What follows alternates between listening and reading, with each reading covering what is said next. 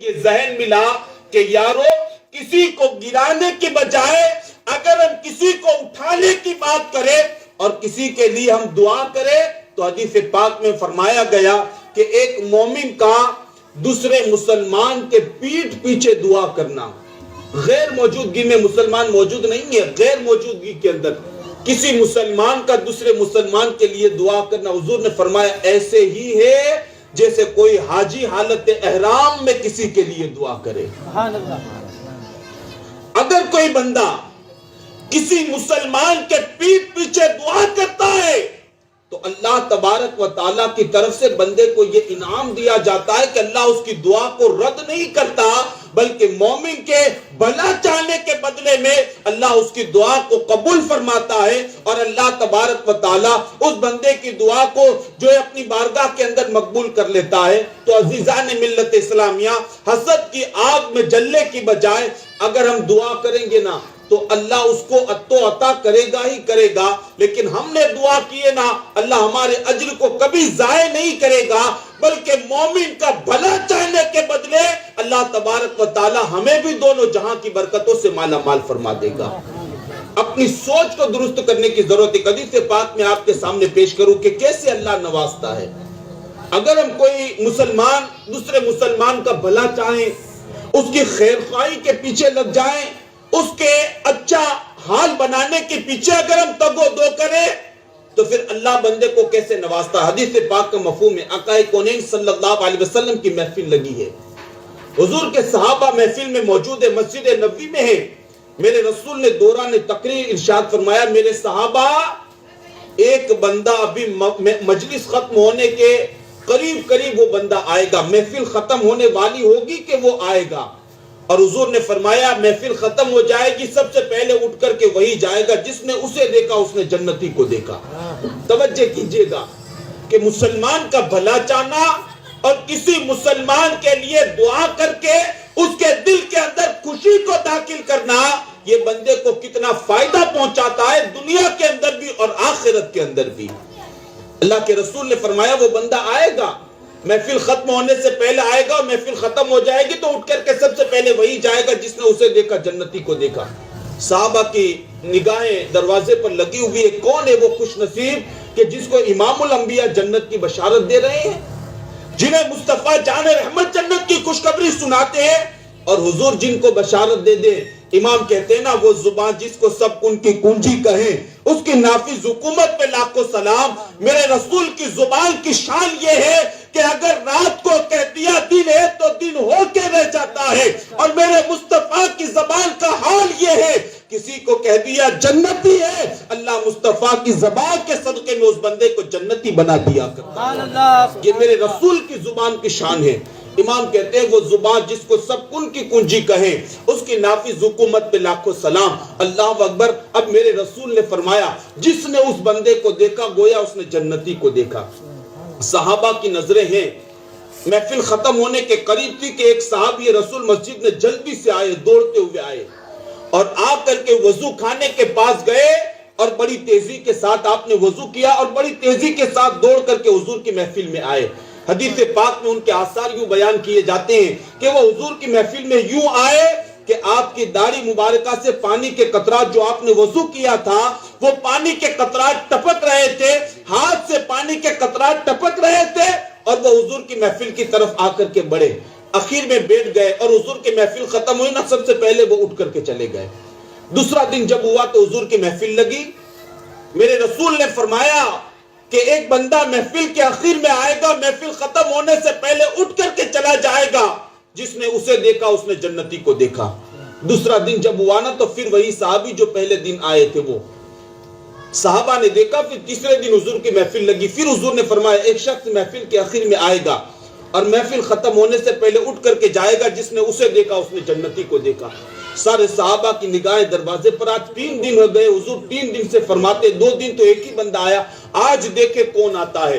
جب تیسرا دن ہوا نا تو پھر وہی صحابی جو 2 دن پہلے آئے تھا نا وہ محفل کے آخر میں آ کر کے بیٹھے، اور جب محفل ختم ہو گئی تو اٹھ کر کے جانے لگے۔ جیسے ہی وہ محفل کو چھوڑ کر کے جانے لگے تو حضور کے ایک دوسرے صحابی نے ان کا دامن پکڑ لیا اور پکڑ کر کے کہا کہ میں آپ کا مہمان بننا چاہتا ہوں, میں آپ کے ساتھ رہنا چاہتا ہوں. آپ نے فرمایا ٹھیک ہے چلو. وہ لے کر کے گئے. 3 دن اور 3 رات ان کی معیت میں رہے. مہمان صحابی میزبان کے گھر پر 3 دن تک رہے. جب میعاد ختم ہو گئی تو مہمان صحابی اپنے گھر کی طرف پلٹنے لگے. تو وہ صحابی جن کو حضور نے جنت کی بشارت سنائی تھی, میزبان صحابی, انہوں نے مہمان صحابی کو بلا کر کے کہا ایک بات پوچھنا چاہتا ہوں اگر آپ اجازت دیں. آپ نے فرمایا ہاں پوچھے نا, کیا پوچھنا چاہتے ہو. مہمان صحابی نے جب یہ جواب دیا تو میزبان صحابی کہتے پوچھنا دراصل یہ ہے کہ آپ نہ مجھے جانتے ہیں نہ پہچانتے, آپ میرے یہاں مہمان کیوں بنے. میرے یہاں مہمان بننے کی کوئی مقصد, کوئی غرض و غایت تو ہوگی. میرے یہاں آپ مہمان کیوں بنے اور کون سا مقصد آپ کو میرے یہاں لے کر کے آیا, اور کس مقصد نے میرے گھر پر مہمان تمہیں بنانے پر مجبور کر دیا, بتائیں کیوں مہمان بنے میرے. تو وہ مہمان صاحب بھی ہنسنے لگے. کہا نہیں بس ایسے ہی. کہا نہیں بات ضرور ہے کوئی, پہلے بتاؤ کیوں میرے مہمان بنے. جب بہت اصرار کیا گیا تو مہمان صاحب بھی کہنے لگے معاف کرنا, مہمان میں آپ کا اس لیے بنا تھا کہ 3 دن سے حضور یہ فرماتے تھے ایک شخص محفل کے آخر میں آئے گا, محفل ختم ہونے سے پہلے اٹھ کر کے چلا جائے گا, جس نے اسے دیکھا اس نے جنتی کو دیکھا. حضور نے 3 دن تک لگاتار یہ فرمایا اور 3 دنوں تک تم ہی آتے رہے. 3 دنوں تک حضور نے فرمایا 3 دنوں تک تم ہی آتے رہے. تو وہ میزبان صاحب تھے جو وہ حیرت میں پڑ گئے, حضور نے میرے بارے میں جنت کی بشارت سنائی. کہا ہاں. مہمان صاحب سے کہنے لگے تو اچھا آپ 3 دن میرے ساتھ رہے, بتائیں میرے عمل کو کیسا پایا, میری زندگی کو کیسا پایا. اس لیے کہ ظاہر سی بات ہے بندے کے ساتھ اگر کچھ وقت بتایا جائے تو اس کی سوچ کا پتہ چلتا ہے, اس کی سمجھ کا پتہ چلتا ہے, اس کے عادت و اطوار کا پتہ چلتا ہے, اس کے بول چال کا پتہ چلتا ہے. چند منٹوں میں ملاقات کے وقت جو ہے بندہ یہ طے نہیں کر لیتا کون اچھا ہے کون خراب ہے, بلکہ اچھا اور کھرا اور کھوٹا تلاش کرنے کے لیے پہلے بندے کے ساتھ رہنا ضروری ہوتا ہے, تب جا کر کے بندے کو پتہ چلتا ہے کون اچھا ہے اور کون خراب ہے. 3 دن تک ساتھ میں رہے. مہمان صاحبی نے کہا میں تمہارے ساتھ 3 دن تک رہا. کہا ہاں بتائیں میرے عمل کو کیسا پایا, کیسا پایا میرے عمل کو. مہمان صاحب بھی کہتے ہیں معاف کرنا, میں نے آپ کے عمل کو ایسا پایا کہ آپ سے زیادہ نفل نماز پڑھنے والے مدینے میں موجود ہیں. توجہ کیجئے گا تاکہ سمجھ میں آئے کہ مومن کا بھلا چاہنا اور اس کے پیٹ پیچھے اس کے لیے دعا کرنا اللہ کی بارگاہ میں بندے کو کتنا مرتبہ عطا کرتا ہے. مہمان صاحب نے کہا معاف کرنا, آپ سے زیادہ نفل نماز پڑھنے والے مدینہ میں موجود ہیں, آپ سے زیادہ نفلی روزے رکھنے والے بھی مدینہ میں موجود ہیں, آپ سے زیادہ قرآن کی تلاوت کرنے والے بھی مدینہ میں موجود ہیں, آپ سے زیادہ صدقہ اور خیرات کرنے والے بھی مدینہ میں موجود ہیں. لیکن مہمان صاحب کہتے میں نہیں سمجھ پا رہا ہوں کہ تمہارا کون سا عمل ایسا ہے جو حضور کو پسند آ گیا اور حضور نے اس کے بدلے تمہیں جنت کی بشارت سنا دی. میری سمجھ میں نہیں آتا. تم سے اچھے اچھے عمل کرنے والے مدینے میں موجود ہیں لیکن حضور نے کسی کے بارے میں جنت کی خوشخبری نہیں سنائی تمہارے تعلق سے. وہ میزبان صاحبی نے جب اتنا سنا تو اپنی گزری ہوئی زندگی کا مطالعہ کرنے لگے کہ شاید پیچھے کوئی میں نے عمل کیا ہوگا جو حضور کو پسند آ گیا اور حضور نے اس کے بدلے جنت کی بشارت سنائی. پیچھے گئے, جاتے ایک مقام پر آ کر کے ٹھہر گئے اور مہمان صاحبی سے کہتے ہیں یقیناً مجھ سے زیادہ عبادت کرنے والے, روزہ رکھنے والے, نماز پڑھنے والے, صدقہ اور خیرات کرنے والے مدینہ میں ہیں, لیکن شاید میری زندگی کے اندر ایک عمل ہے جس کو حضور نے پسند کر لیا اور حضور نے اس کے بدلے مجھے جنت کی بشارت سنا دی. مہمان صاحبی نے کہا تو پھر بتائیں وہ کون سا عمل ہے جس کو حضور نے پسند کر لیا. توجہ کیجئے گا, عمل سنیے گا وہ کون سا عمل تھا. جب مہمان صاحبی نے کہا نا بتائیں وہ کیا ہے عمل کہ جس کے ذریعے حضور نے تم کو جنت کی بشارت سنا دی, کیا کرتے ہیں آپ.